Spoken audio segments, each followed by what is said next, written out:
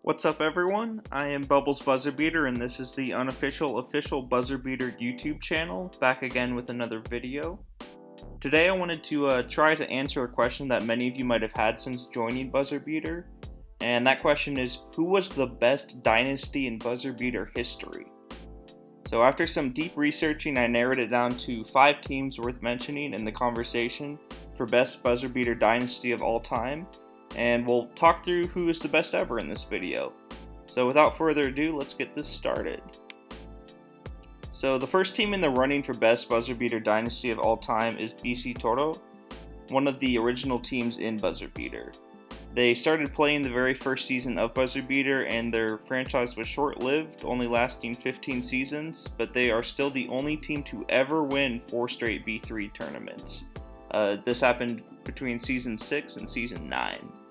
Along with this, they were 13-time Canadian League champions and 5-time Canadian Cup champions. The next team to put themselves into this conversation is Dionysus. And I always try to get team names correct. I saw a couple ways to pronounce this. One of them was Dionysus, so I'm going to go with that.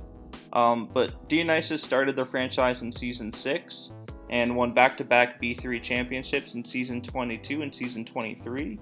And then they added 5 league championships and 6 cup championships spaced out over their franchise's history. The third team to lock their spot in for the best dynasty is probably a familiar face, Watty who began their journey in Season 9 and has won 4 B3 tournaments, including 3 in a 4-year span, and has also added 21 league championships and 8 cup championships. I Love Tehran, created in Season 11, grabs their spot in the top 5 discussion for best dynasty, showcasing their back-to-back-to-back B3 titles, Seasons 39 through 41, and they added 10 league championships and 7 cup championships. And then Mortar is the last team to lock up their spot.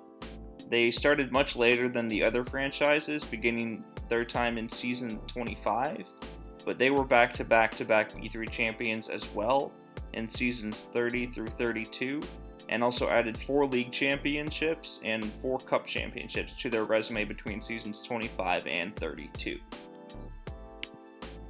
So now that we've met the group, let's see how they match up against each other. Looks like Watty leads the group with the most championships. Dionysus had the longest dynasty of the bunch. Mortar and I Love Tehran both have 3 straight B3 championships, and BC Toro, of course, has the 4 straight B3 championships. So what does the top 5 order look like? So coming in at 5th place in all-time greatest dynasties, I have Dionysus. So they definitely had a great stretch, but they never won a trifecta of a league championship, cup championship, and B3 championship all in the same season, like a lot of the other dynasties did.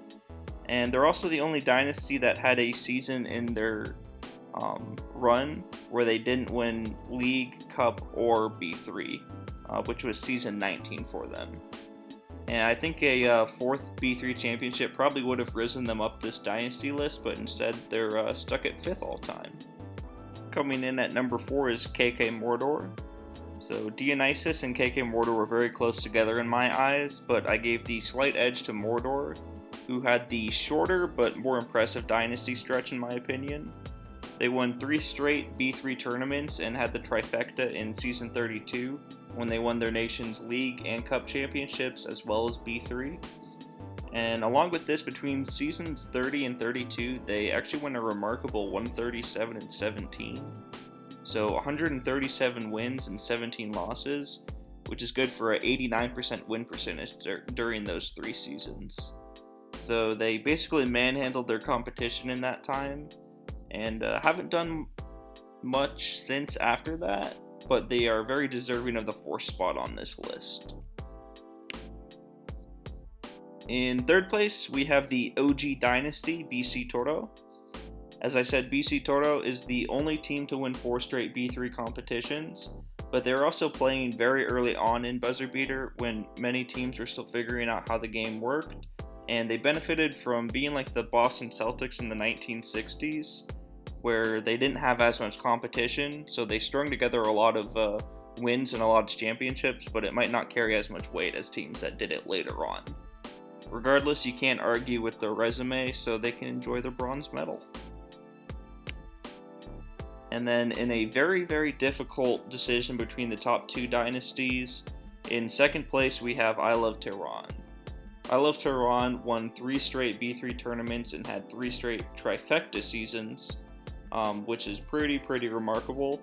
But the trifecta does not carry as much weight as it would with other franchises, as they benefited from a micronation league and cup competition, and then they also fell off the map a little bit after season 41. Still, 3 straight B3 competitions and 4 total, along with their other accolades, is good for the second best dynasty in BuzzerBeater history. And lastly, at number 1, the best BuzzerBeater dynasty ever, in my opinion, is Watty Stargard. So they have 3 B3 championships in 4 years, along with another B3 championship in season 25. And that's impressive enough, but 21 Polish League championships in a nation with still around 900 users is pretty dominating.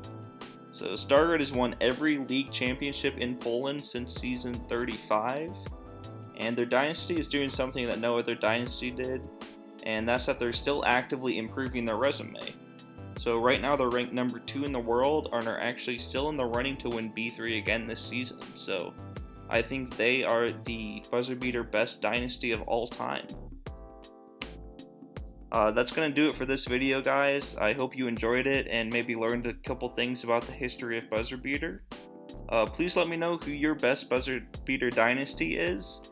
And comment down below who you want to win B3 this year, or who do you think has the best chance to win B3 this year.